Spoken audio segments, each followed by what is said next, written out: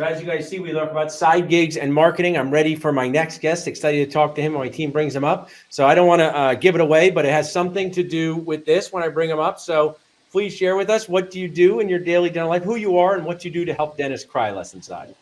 Hey, what's up, Paul? Always good to see you. I'm Brannon Moncrief, Principal CEO of McLerran Associates.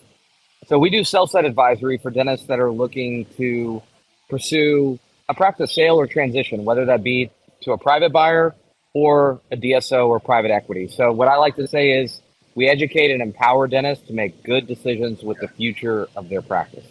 And the theme here, Brandon, from your other guests is they don't talk a lot about this in dental school. And by say don't talk a lot, they don't talk about it at all, right? It is crazy that they don't talk about marketing.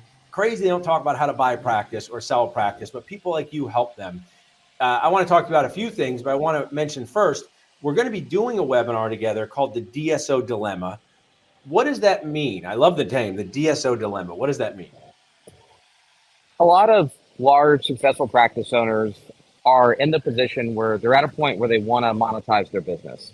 And they're trying to figure out what's the best path to follow. Should I affiliate with a DSO? Should I partner with private equity? Should I sell to a private buyer, whether that's an internal buy-in with an associate or selling to, a third party private buyer? So the DSO dilemma, we're going to talk about, the pros and cons of each option and just try to educate dentists regarding what this universe looks like, what their options are.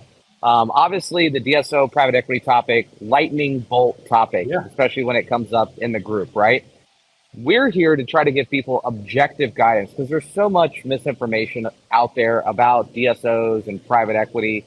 There's a lot of good groups, a lot of bad groups. And, my job is to vet those groups and keep track of who's who in the zoo, right? Who's hot, who's not, who's a good partner, who isn't. And the good news is we come at it objectively because my business does everything, right? We do practice valuations, we do private deals, we do DSO deals. So my job is to educate. And then at that point, once you have all the data you need to make a decision, it's kind of a pick your own adventure, right, at that point. I love what you're sharing. I was talking actually with my own awesome aunt this morning. I had a chance to have breakfast with her and I said, medium doesn't get any press. And we were talking about the news and we were talking about all these challenges.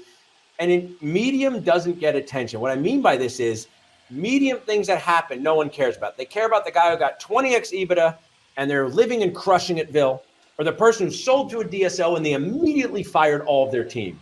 And these are usually outliers in this world. And you guys do such a good job bringing people into this medium, sharing with them. The next thing I want to ask you is, because these are, decisions dentists are thinking about in this moment. What are some of the advantages you've seen when a dentist partners with a DSO and it goes well? The person who came to you and said, I need your help, Brandon. I'm stressed out. Oh, I came up with the term, Brandon. I want to get it right. So this is EBITDA, right? Mine is CBITA, stress building inside towards dentist annoyance, right? Because that is why they come to you. Tell us one that's gone well, not the kind of saying, hey, they came to you, you did the deal, you talked to them. What makes these go well? What advantages do they have?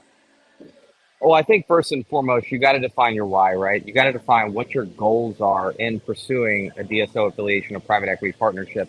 And then we've got to discuss, is what you're looking to accomplish actually available in the marketplace? But I just talked to a doctor 2 days ago. I followed up with them. He affiliated with a DSO a few months ago, followed our process. He had multiple offers to choose from and gravitated towards a smaller DSO that had promised to be, relatively hands-off and to build a support plan around his specific practice. It's not a cookie cutter approach. So he had some goals he wanted to accomplish. He's about 5 years away from retirement, 2-doc practice. They wanted to integrate an associate, continue to grow, and eventually backfill his production so he could cut back his clinical time to, spend more on his side gigs and other passions. And I followed up with him to see how it was going, and the feedback was fantastic. He said, look, I was nervous. I was skeptical. You introduced me to some really nice people, but you never know who they are when you're dating, right? You find out who they are after you get married. And he said they have been everything that they promised to be. They've already identified an associate that we're in conversations with about joining our team.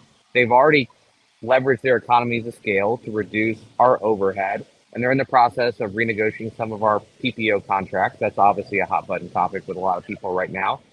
But for the most part, it's been business as usual. All my team stayed, my partner stayed.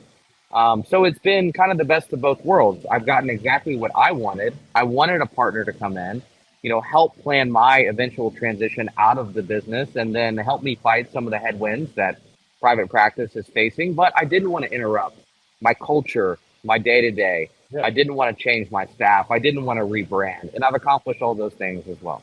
I love hearing that because I love that there's a dentist out there that's had a good outcome from your help. And then on the other side of this, you talk to people where they decide not to move forward with a DSO sale for a variety of reasons. In your top couple, evergreen ones, I'm a dentist, ran Dr. Nachos House of Dentistry and Guac. I think it's a great name. I do 1.8 million. I got 5 operatories. I connect with you. You show me this DSO road. You show me the private practice road. What makes people not take the DSO road? I might have some ideas, but they say, hey, Brand, I'm glad you showed it to me, but I'm not interested because of this. And they stick in the private practice world. What's the this in your world? I think most of the time it comes down to the economics. Is it economically compelling? Does it make sense to affiliate with a DSO, take some chips off the table, give up, all or a large part of the EBITDA and take a hit in ongoing income, comparative to what you're going to put away at close? So for a lot of people, especially younger docs, the longer your runway to exiting your business, the economics have to be more and more compelling for you to be motivated to sell. So I would say for the most part, it comes down to, is now the right time, right? And are the economics compelling enough to pursue a DSO affiliation and monetize a piece of your business comparative to hanging on to it and maybe eventually selling it to a DSO down the road, or selling it to a private buyer or doing some type of internal, buy-in succession plan. So that's what we help dentists do, is look at objectively, let's call it over a 5-year window, what does not selling and hanging on to your business look like? Because that's always option A. But what does pursuing a DSO affiliation look like? That's option B. Let's compare and contrast the two. Let's outline the pros and cons, and then it's up to you to choose, which option is right for you. And we take a soft sell approach. If now's not the right time or a DSO affiliation doesn't make sense, then let's not do it. We're blessed to be big way. I'm a big fan of Gary Vaynerchuk. It's a both world, right? It's a both world. There's still more private practice transitions than DSO transitions. I mean, it's still both options are out there for dentists, and they should just pay attention. So they pay attention as soon as possible, because you could be missing out on a big opportunity, or you could be creating a transitions world for yourself that's going to be painful later, right? I'll say one of the reasons I think as the only dentist on this call right in this moment is that many dentists come to you or someone and they just don't know they have to stay for 5 years, and they think they want to be done in a year. And then that takes that path usually off the table. So I love that you are presenting this in a very fair way, but one that you deal with. As we wrap up, you're going to be there in April with Justin, so we can't wait to see you there. When people text McLerran to 215-543-6454, tell us what happens. Do they jump on a call? Do they do a Zoom? If someone's watching saying, I need to know more about this, I have a 5-year window, and they do this thing here, what happens next? Yeah, we always start with a discovery call, which is a casual conversation between me and the doctor, to get to know them, understand more about their why, what are they looking to accomplish, and then decide, does it make sense to do a deep dive, to do an EBIT analysis, to quantify the economics, to walk through all the options available in the marketplace. And we take it from there. So it's typically a 30, 45-minute initial, confidential, very casual call. That's step one. And then we decide, what are the next appropriate steps from that point forward. Awesome. Well, thanks for supporting us as a sponsor. Can't wait to see you in April and sharing with us today. Really appreciate it, Brandon. Thanks, Paul. Thanks for having me.